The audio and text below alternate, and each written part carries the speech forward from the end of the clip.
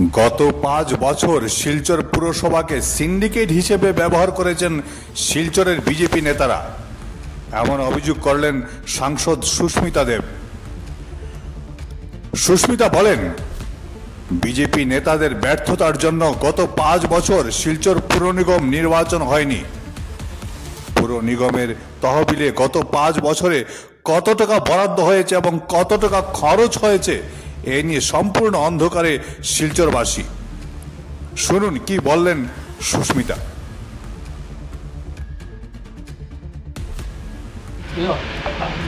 আজকে থেকে আমাদের শিলচর নগর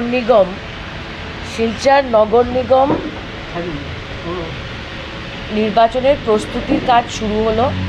২৪ নম্বর ওয়ার্ডে ওয়ার্ড কমিটি গঠন হয়েছে। আগামী দিনে ওয়ার্ড নম্বর ৭, ৮ ইত্যাদি আমরা বিভিন্ন ওয়ার্ডে সভা ডাকছি।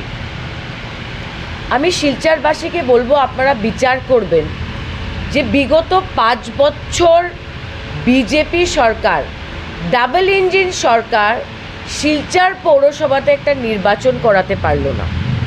কেন করাতে পারলো না? ওরা বলল যে কর্পোরেশন ঘোষণা হয়েছে বলে নির্বাচন হবে না, কিন্তু ডিব্রুগড়কে কর্পোরেশন করা হলো, কিন্তু ডিব্রুগড়ে পৌরসভার নির্বাচন হয়েছিল। এটা হলো শিলচরের বিজেপির জনপ্রতিনিধিদের ব্যর্থতার জন্য হয়েছে।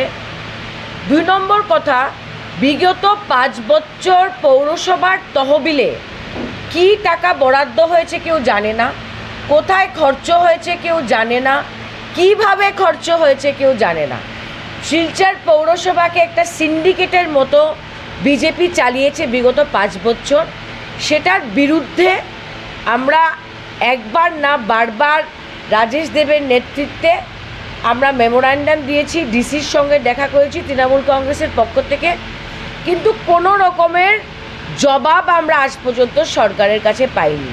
তো এই ধরনের ভ্রষ্টাচার বিজেপি কর্পোরেশনকে নিয়ে করেছে, এটার জবাব এবং বিচার আগামী পৌর কর্পোরেশনের ইলেকশনে হবে, সেটা আমার বিশ্বাস।